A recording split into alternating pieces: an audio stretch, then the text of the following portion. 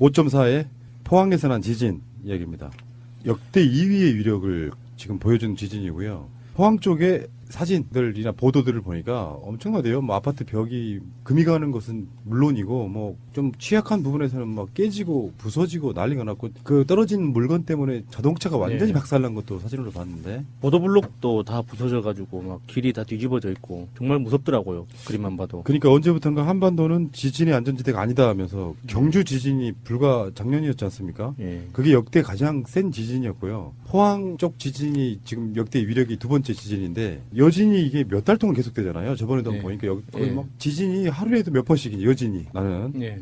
이틀 전에 이란에서 상당한 규모의 지진이 있었잖아요. 네. 그 후속 기사 중에 눈에 띄었던 제목이 한반도가 안전지대가 아니다. 판 위에 있기 때문에 이란에서 있었던 그 지진과 같은 판 위에 있기 때문에 지금도 계속 에너지가 쌓이고 있는 중이어서 이게 한국도 위험한 나라다라고 했던 기사가 이틀 전에 봤었거든요. 근데 오늘 지진을 난 거 보고 좀 깜짝 놀랐습니다, 진짜. 그게 5.5면 상당한 규모인데. 그리고 이틀 전에 그쪽 지방에서 지진운도 발견되었다라는 사진이 돌고 있는데 그 사진을 보면요. 그 구름이 정말 계단처럼 탁탁탁탁 나눠져 있더라고요. 그게 지진운이라고 부르는 네, 거예요. 네.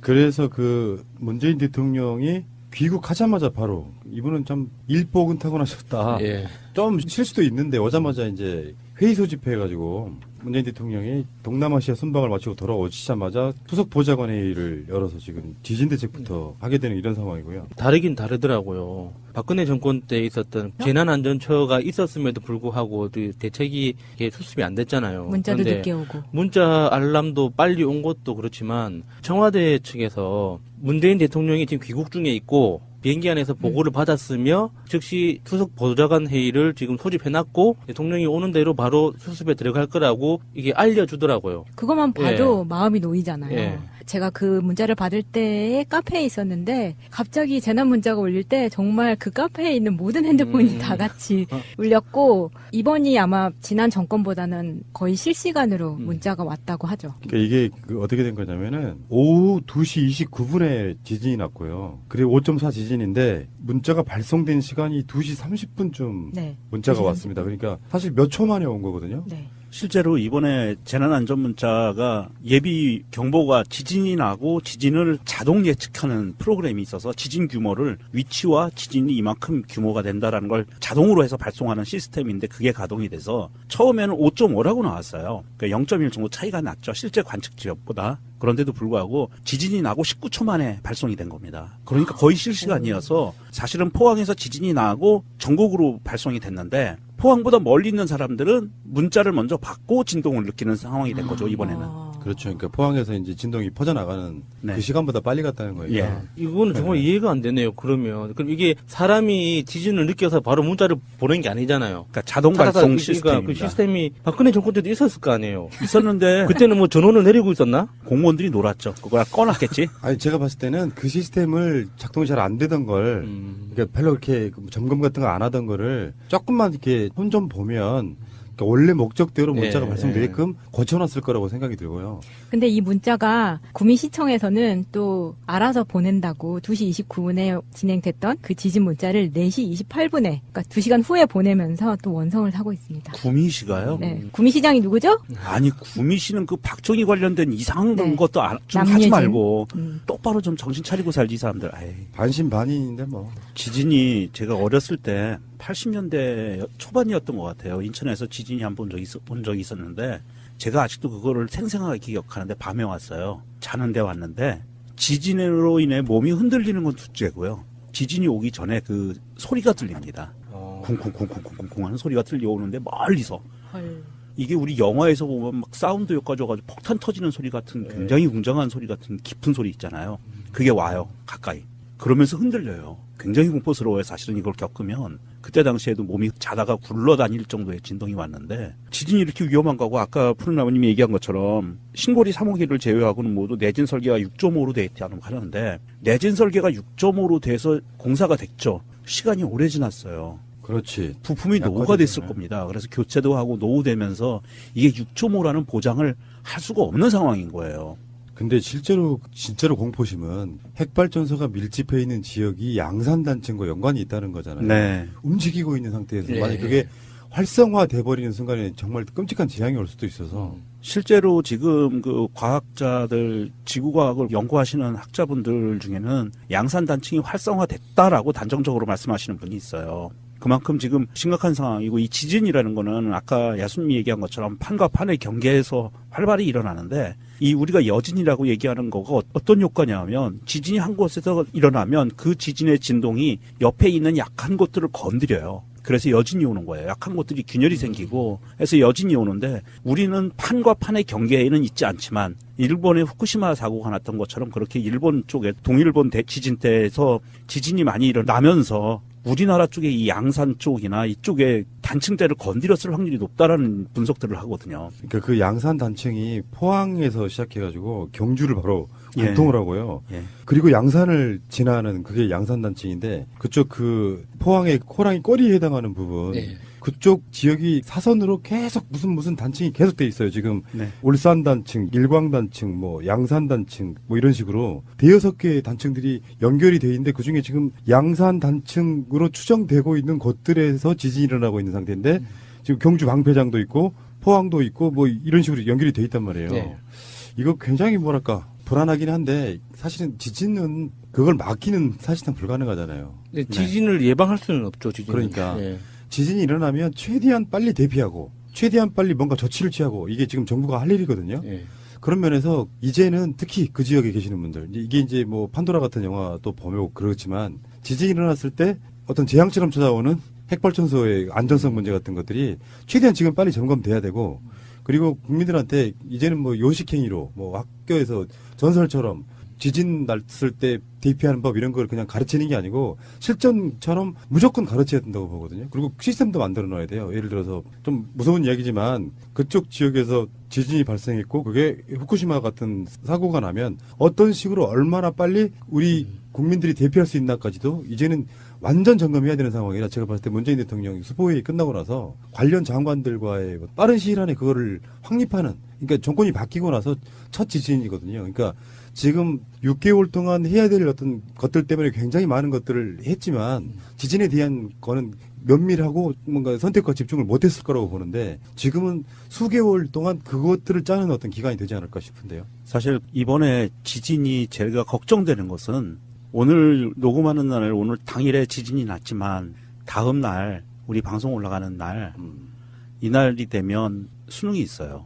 그러네. 포항 지역에 학교들이 균열이 갔을 텐데 저는 걱정되는 게 지금 수능 당국에서는 예비고사장들을 준비를 해놓겠다. 그래서 차질 없이 치러지겠다라고 지금 현재까지 제가 들은 것까지는 발표가 났는데 안타까운 것은 만약에 오늘 밤이라도 새벽이라도 좀 위험하다 싶으면 수능 전체를 며칠 미루는 것도 하나의 방법일 수 있겠다 저는 생각을 해요. 아이들이 혹시라도 다치면. 자, 그래서 정부에서 이제 사상 초유의 수능이 연기되는 뭐 이런 사태가 발생을 했습니다. 어쩌면 세월호로 인한 어떤 교훈이 이 지진에서도 문재인 정부는 국민의 안전을 최우선으로 생각한다. 그렇다고 포항 지역만 수능을 안 볼 수는 없잖아요. 수능은. 그렇죠. 예. 그래서 전국적으로 다 수능이 일주일씩 연기되는 이런 어떤 상황이 벌어졌는데 굉장히 잘한 현명한 결정이라고 생각합니다. 예. 수능 빨리 보고 빨리 놀고 싶었던 우리 고3 친구들은 안타깝네요. 그리고 이렇게 성적에 약간이라도 욕심이 있었던 친구들은 제가 네버엔딩 스토리에서 말씀드렸던 시험 꿀팁 참고하시기 바랍니다. 일주일이면 충분히 네. 20점 정도 올릴 네. 수 있어요. 그래서 그 일주일 사이에 공부를 더 해가지고 성적이 더 잘 나오는 친구들도 있겠군요. 어쨌든 간에 이거는 정말 잘한 결정이라고 봐요. 설사 내일 어떤 아무 일도 벌어지지 않는다고 그러니까 그렇죠. 그건 누구도 장담할 수 없는 네. 것이거든요. 안전이라고 하는 것은 1%라도 가능성이 있으면 조금 더 신중하고 조심스럽게 사고를 피해가는 것이 가장 좋은 방법이 아닌가 이런 생각을 해봅니다. 네. 지진이 수능의 일정까지 바꿔버렸네요. 물론 문재인 정부의 안전에 대한 남다른 경각심도 한몫한 거라고 저는 생각합니다. 작년에 경주 지진 났을 때 고등학교 자율학습 중이던 학생들이 나가려고 하니까 선생님이 못 나가게 잡았다는. 아, 이번에도 그랬어요. 오늘도. 네. 비슷해요. 아, 그랬어요? 학교에서는 비슷한 상황들이 와, 벌어지는데 진짜 쌍욕 나온다. 학습 효과가 없는 거지. 예. 지진 나면 건물 안에 들어있는 건 위험하잖아요. 예. 오늘 이제 그 포항에 있는 고등학생이 트위터를 타례로 쭉 올려야 학교에서는 선생님이 나가지 말라고 했고 집에서 가족이 보내준 사진에는 집 안에 벽에 있는 타일이 다 무너져 내려 있고 대리석. 네, 대리석이 다 무너져서 깨져 있고 TV가 완전히 엎어져 있는 그 정도인데 그 선생님들도 답이 없는 거예요. 얘네가 학교 밖으로 도망가라고 했을 때 다 흩어지면은 또 관리가 안 되잖아요. 아니 학생들이 하루 땡땡이 친다고 뭐 어디 뭐 큰일이 나는 거예요? 그렇죠. 이 안전이 우선이다라는 것에 대해서 아직도 우리나라 교육계에서는 아직도 좀 부족한 것 같고요. 근데 사진 같은 거나 또 유튜브 같은 데서 각 나라의 지진 같은 거 보잖아요. 영상 보면은 폭격 맞은 것보다 더해요. 그러니까 우리는 이제 그쪽에 있지 않기 때문에 지진이 좀 나서 뭔가 좀 조금 뭐 깨지고 부셔졌나 보다 이런 느낌인데 지진이 한번 그런 정도가 나면은 도시 자체가 쑥대밭돼 버리는 거예요. 네. 굉장히 공포스러운. 우리나라 핵발전소들이 6.5 내진 설계가 돼 있다고 하는 그 정도 수치까지 오면은요, 우리나라에서 최근에 지은 건물들 외에는 대부분 무너진다고 봐야 돼요. 그만큼 무서운 겁니다. 지금 우리 5.4라고 그랬잖아요. 5.4에서 6.5 한 단계잖아요. 이게 지진의 강도가 100배입니다. 한 단계 올라가면. 근데 원전이 뭐 6.5로 지어졌다, 뭐 7.0에 견디게 지어졌다 하는 건 설계에서 건설할 당시 기준인 거예요. 그래요, 맞아요. 그런데 그 원전이 무서운 것 중에 하나가 그 원자로에서 나오는 방사능에 의해서 나머지 그 물질들이 오랜 시간 그 방사능을 견디다 보면 유리화 현상이라는 게 이제 진행되는데 네. 그 유리화 현상이라는 게 그게 철이 됐든 콘크리트가 됐든 원래 그 강도를 유지하는 분자 구조 있죠. 이게 방사능에 오랫동안 노출되면 그 분자 구조가 깨져요. 그래서 유리처럼 약해진다고 해서 유리화 현상이라고 하거든요. 그러니까 정확하게 이야기하면 설계에서 지을 당시에 6.5 내진 설계를 했다면 5년 주기로 그거를 감소시키든 10년 주기로 감소시키든 그게 내진 능력이 감소된다고 가정하고 평가를 해야지 설계할 당시에 그 능력을 설계 수명까지 계속 씨는 그 박정희 관련된 이상한 네. 것도 좀 하지 남예진. 말고 똑바로 좀 정신 차리고 살지 이 사람들. 에이. 반신반의인데 뭐. 지진이 제가 어렸을 때 80년대 초반이었던 것 같아요. 인천에서 지진이 한 번 본 적이 있었는데 제가 아직도 그거를 생생하게 기억하는데 밤에 왔어요. 자는데 왔는데 지진으로 인해 몸이 흔들리는 건 둘째고요. 지진이 오기 전에 그 소리가 들립니다. 쿵쿵쿵쿵쿵쿵 하는 소리가 들려오는데 멀리서. 이게 우리 영화에서 보면 막 사운드 효과 줘가지고 폭탄 터지는 소리 같은 굉장히 웅장한 소리 같은 깊은 소리 있잖아요. 그게 와요. 가까이. 그러면서 흔들려요. 굉장히 공포스러워요. 사실은 이걸 겪으면. 그때 당시에도 몸이 자다가 굴러다닐 정도의 진동이 왔는데 지진이 이렇게 위험한 거고 아까 푸른나무님이 얘기한 것처럼 신고리 3호기를 제외하고는 모두 내진 설계가 6.5로 돼 있다고 하는데 내진 설계가 6.5로 돼서 공사가 됐죠. 시간이 오래 지났어요. 그렇지. 부품이 노후가 됐을 겁니다. 그래서 교체도 하고 노후되면서 위에 있기 때문에 지금도 계속 에너지가 쌓이고 있는 중이어서 이게 한국도 위험한 나라다라고 했던 기사가 이틀 전에 봤었거든요. 근데 오늘 지진을 난 거 보고 좀 깜짝 놀랐습니다, 진짜. 그게 5.5면 상당한 규모인데. 그리고 이틀 전에 그쪽 지방에서 지진운도 발견되었다라는 사진이 돌고 있는데 그 사진을 보면요. 그 구름이 정말 계단처럼 탁탁탁탁 나눠져 있더라고요. 그게 지진운이라고 부르는 네, 거예요. 네.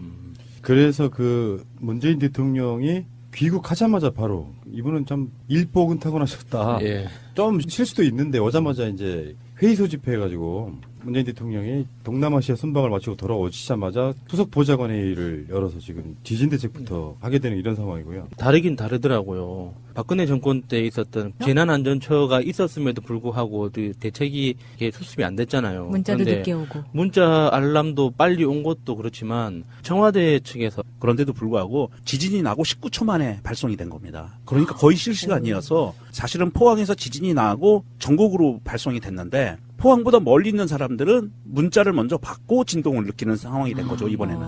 그렇죠. 그러니까 포항에서 이제 진동이 퍼져나가는 네. 그 시간보다 빨리 갔다는 거예요. 예. 이거는 정말 이해가 안 되네요. 그럼 이게 사람이 지진을 느껴서 바로 문자를 보낸 게 아니잖아요. 그러니까 자동 발송 그러니까 시스템입니다. 그 시스템이 박근혜 정권 때도 있었을 거 아니에요. 있었는데 그때는 뭐 전원을 내리고 있었나? 공무원들이 놀았죠. 그걸 꺼놨겠지. 아니 제가 봤을 때는 그 시스템을 작동이 잘 안 되던 걸 그러니까 별로 그렇게 점검 같은 거 안 하던 거를 조금만 이렇게 손 좀 보면 그러니까 원래 목적대로 문자가 예, 발송되게끔 고쳐놨을 거라고 생각이 들고요. 근데 이 문자가 구미시청에서는 또 알아서 보낸다고 2시 29분에 진행됐던 그 지진 문자를 4시 28분에 그러니까 2시간 후에 보내면서 또 원성을 하고 있습니다. 구미시가요? 네. 구미시장이 누구죠? 아니 구미 5.4의 포항에서 난 지진 이야기입니다.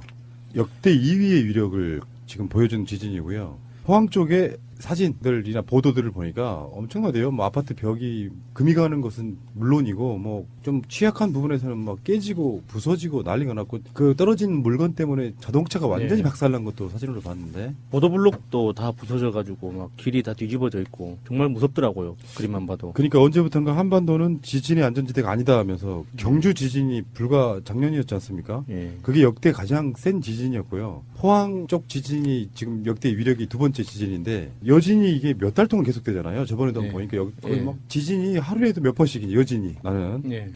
이틀 전에 이란에서 상당한 규모의 지진이 있었잖아요. 네.